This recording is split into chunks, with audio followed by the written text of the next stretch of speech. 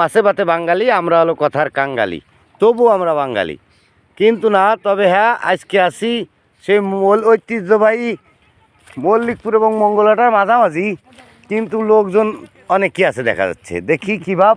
ভাই কি তুমি কিছু পাইছো না? তোমার জাল শুকনো কেন? যাই হোক, দেখা যাক সামনের দিকে কি পরিবেশ। এই ইমরান, তুমি আছো? দেখা যাক, অধীর আগ্রহে থাকতে হবে, কারণ এই মাছ দেখতে হলে সময় লাগবে, উপায় নাই।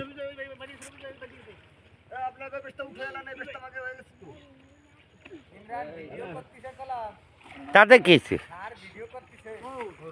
তাতে কি হয় হয়, মাছ নিয়ে যাচ্ছি তো আমি টাকা দেবো।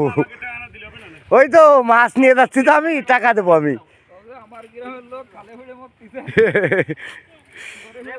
কয়জন? একজন আছে পলাশ, একজন আমাদের রফিজ ভাই, তারপরে আছে ইমরান গাছের ব্যবসায়ী, বালুর ব্যবসায়ী, তারপরে আছে বাইরে, ওর নাম কি, রফিক, আর আমাদের মোস্ত ভাই। হ্যাঁ, আর কেউ আছে? কো সে ইমান ভাই, দুত্তর ইমান ভাই কো? হ্যাঁ, আর আর কে কে আছে? এখন এই মাছ কি দেখা যায়? কো দে একটা শৈল টৈল দেখাও দি, কই?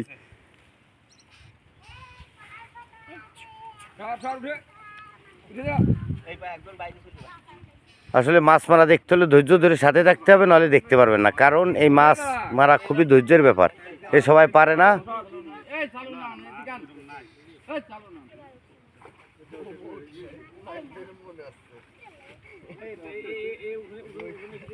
হ্যাঁ, এবার উঠো উঠো।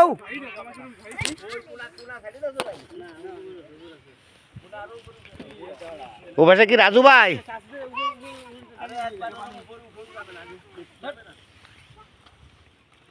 খাল থেকে মাছ মারার এক দৃশ্য আপনাদের মাঝে তুলে ধরলাম, এটা দেখে ভালো লাগতে পারে।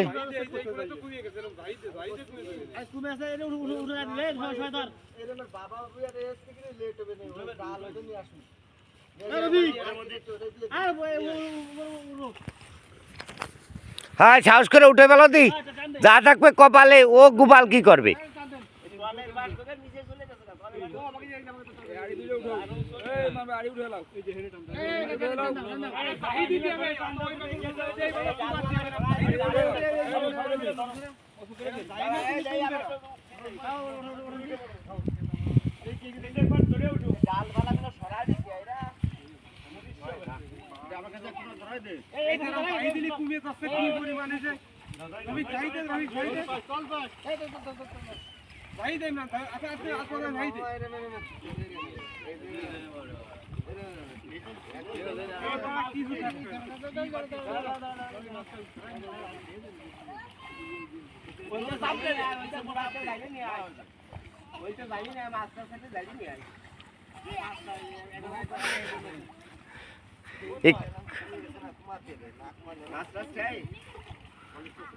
আর কিছু কইস না কেন? মাছ কি থাকে?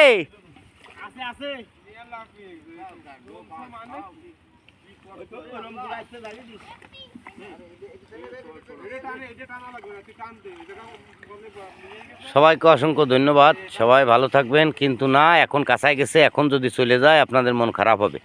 তবে তবে যতটা আশা ছিল ততটা ভালোবাসা পাচ্ছে না।